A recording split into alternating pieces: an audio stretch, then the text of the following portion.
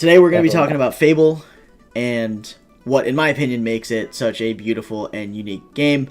Dan, Caden, thank you so much for being here. Thanks for having us for this talking head. This is just going to be the first in a series of videos of a bunch of us involved with the project talking about various aspects of the game and, what you can expect from it. It's not always going to be, Dan and I chatting at you happily, have a bunch of different, faction leads and staff members talking about the pieces that they're involved with. So excited to have those coming at you in the future. When it comes to the bare bones of, the elevator pitch, just one sentence, Caden, why don't you go first on this one if you want. What would be your one sentence elevator pitch to just sell me on Faeble, to show me what it is and to let me know as quick as you can whether it's something for me or not? Faeble is a PvE style Larp festival that centers on collaborative play, drawing from themes of, Americana-inspired lore. I think Caden covered kind of the crux of it right there. Again, really focusing on collaboration. We just kind of want to bring it back to that space where you can kind of go on an adventure with your friends without having to worry about also going and killing your friends and coming together at the end of an evening and kind of being able to hang around a campfire without trying to figure out that story reason why it's okay all of a sudden.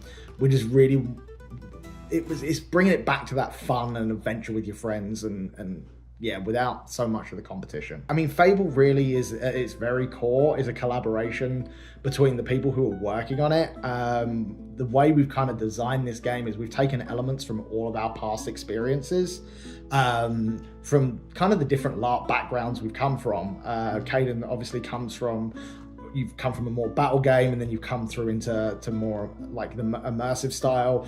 Obviously, I clearly started back in the UK, so I've obviously got some influence from the games that I played back there, which I think that can be brought in.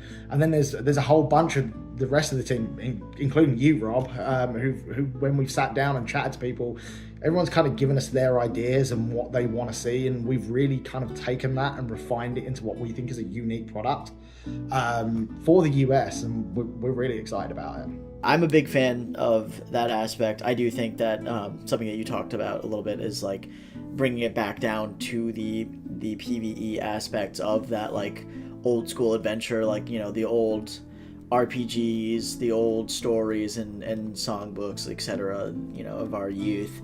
I know that for me personally, PvP, going against your friends, going against people in the community, especially when they get tied to these characters that they're playing, and sometimes can get very attached to those characters. There's nothing wrong with getting attached to that character, but I know that for me personally, that can be a little bit exhausting. Is that something that you kind of thought about? Is that something that you were taking into account when choosing this PvE realm to play around in?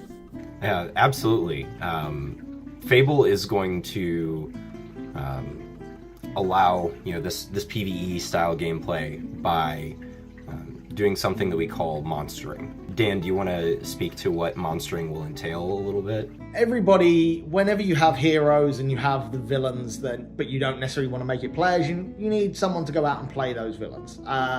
We're looking at this kind of play style where it's a festival, so everybody, they want the big battle. That's part of kind of what they sign up for in a festival. And how do you do that if you're not fighting each other's characters? One way we figured this out, and it's from some past experiences some of us have had, is that we, instead of having one big battle per event, we have the two big battles. So what we would do for the first battle is we take half the factions and they go and play their player characters. We take the other half of the factions and we take them out of play for maybe 3-4 hours tops. We kind of give them some guidance. We put them with our professional monster crew, which are the professional villains that are volunteers throughout the game. They get some guidance and we kind of send them out to be the bad guys for 4 hours. And it's just really fun getting to go out. And as you said, people get really attached to their characters. You get to go and have that battle and you get to go and do all this crazy stuff, but you're not putting your character at risk. So it's like you get to have that element of like, what would I do in this situation if I wasn't worrying about my character? And that's what you get to do with your monstering. And then when that first battle's over, there's a break. And then when the next battle comes along, you flip it around. The players who were playing their characters in that first battle, they go and be the monsters. The players who were playing the monsters, they go and be the characters. It's kind of like everybody lifts each other.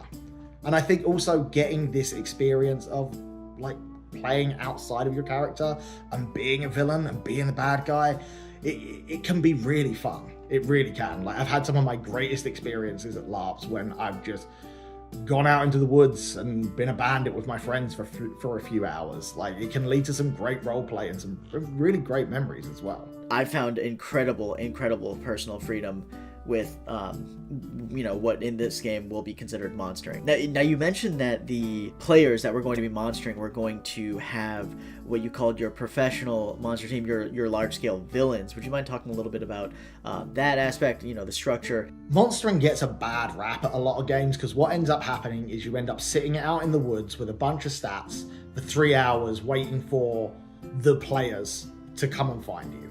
And then it feels like you've wasted your time. And that, 100%, I get where that style of monstering gets a bad rap. What we're going to try and do, and this plays into what you were saying about our professional monster team that we're going to bring on, is if you go out as those monsters, as those villains, whatever you choose to call them, and you start role-playing from the moment you hit the ground, and you, as your unit, your group of people who you're monstering and villaining with, or whatever you want to call it, start role-playing, you can have some great experiences. You don't need to sit there talking about the weather, talking about sport. You can role-play as these roles, and it can be really fun. Going back to the question you asked about our professional monster team, we are going to be bringing on a crew of what is there. They will be on shift for a number of hours a day doing professional monstering. That is their role within the organization. They will be going out and they will be running monster roles. What can players expect to see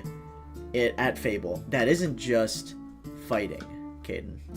Faeble is intended to be a festival for everybody, and obviously, some people super excited about combat, but plenty of players, in fact, I'd say most, have so many other things they'd rather be doing at any given point in time. So, there will be vendors, there will be merchants, there will be, aspects of just slice of life going on at this festival, and things, from entertainment to tournaments of various sorts, competitions, and just all sorts of different stuff to go do in the town that isn't combat.